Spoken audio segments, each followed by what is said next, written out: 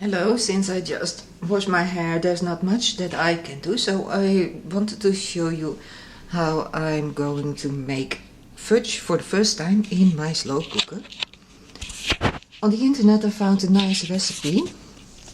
It requires about 400 grams. It was also made by a lady who had chocolate that went past date. I still have this from our course making bosbol. That's a kind of pastry covered in chocolate, and we got the rest back home. So also those two packages which came from an Easter too good to go package. And I have been thinking maybe I should make bonbons or chocolates, but I think it's a lot of work, and I thought maybe I make it easier on myself and just make fudge. For the fudge you also need, let's see over here, fermented milk, condensed milk. Yes, that's kind of rare in the Netherlands. We normally don't use it, but it's available in the larger supermarkets. And vanilla extract. So I have everything I need. I just have to check if the chocolate totally will be around 400. And I've checked these already. And I've weighed this one, but I don't know how much it is without the paper cup. So if I have too little, I will, yes, put in some chocolate hill, which also was from Too Good To Go package, and it's chocolate, so everything I need.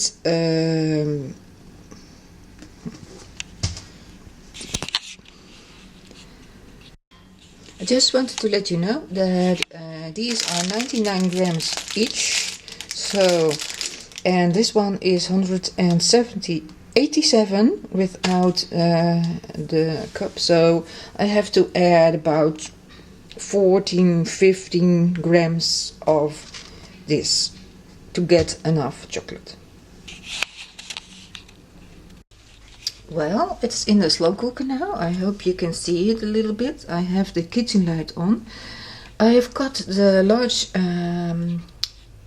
piece of chocolate into, because it was easy to cut, in almost the size of the pellets of chocolate. So the melting will be about the same. And it is also the can of condensed milk. I had never seen it before, so it was kind of a surprise how creamy it was. Then 1 teaspoon, Dutch teaspoon, because I understand that teaspoons might differ internationally, of vanilla extract. I did some butter, about 3 grams. It's not a large piece, as you can see, because the chocolate I'm using is already of the structure that it melts easily, and I don't know if that makes a difference with chocolate bars or something that is made not to melt easily. So I didn't want to use too much butter, but maybe it's important for the taste, so I did put in some butter. So let's see. Oh, and a pinch of salt. Pinches are also so difficult to gauge.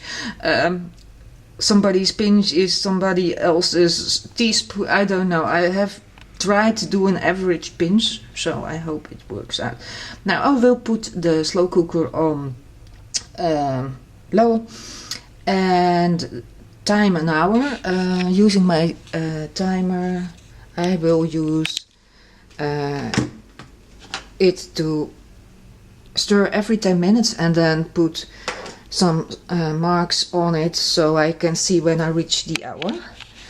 And in that meantime I do some other very simple stuff, because I have to keep in mind that I have to stir every 10 minutes, of course. So small chores, and maybe prepare, of course, the baking tray in which it will be poured when it's ready. So let's cross our fingers and hope it will work out and be a perfect, nice fudge. The advantage is that I have not eaten fudge a lot of times, so if it's nice and tasty, and maybe some experts would say it does not taste like fudge at all, it doesn't matter, I don't know any better, and if it's tasty I'm happy. So let's see what it turns out to be.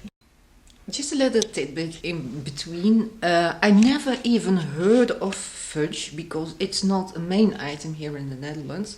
Only the recent years it appears in the shops and on fairs, etc. But I only heard of fudge, let's see, about maybe 10 years ago or something, when we were watching the DVDs of Warehouse 13. Where in the beginning they got a list from Artie to figure out if there was an artifact in play. And one of the questions was, do you smell fudge? That was my first acquaintance with the word fudge. And later I looked it up because I was curious, and I found out what fudge really was. So that's a little tidbit to spend some time waiting for the fudge. Well, it's almost ready. I've given it about 10 minutes extra because it was still a little clotty. Not really, but I want to make sure that everything is melted. So I'm going to put through these, maybe also the other portion, but I have to see how it looks when I have stirred through this one.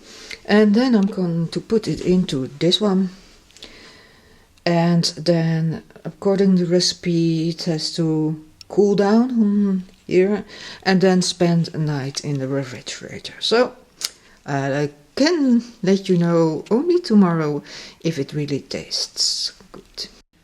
Well, it's a learning process. That one I had in mind was too large, and I think the fudge would have been so thin that it would not have been a real layer. So I switched by transferring all the paper into a smaller oven dish. I have to adjust it a little bit now, so I have to hurry and make sure it sinks in there well. Well, this is the end result. I have cut it in pieces also, a little bit. You can put it off. It has been in the refrigerator for a long night. It tastes delicious. I have tasted some crumbs. Keep in mind that I don't know how fudge should taste, but I like it, and it's a nice way to use the leftover chocolates. In honor of my first acquaintance with the word fudge and finding out what it's supposed to be, I will call this Warehouse 13 First Fudge. So here I present to you Warehouse 13 First Fudge. Well, I forgot to film an ending to this video, and I'm only realizing that now that I am putting the fragments together in the computer. So it's a quick improvisation. I hope you enjoyed watching this video, and if you did, please like or subscribe, and thank you for watching. Bye.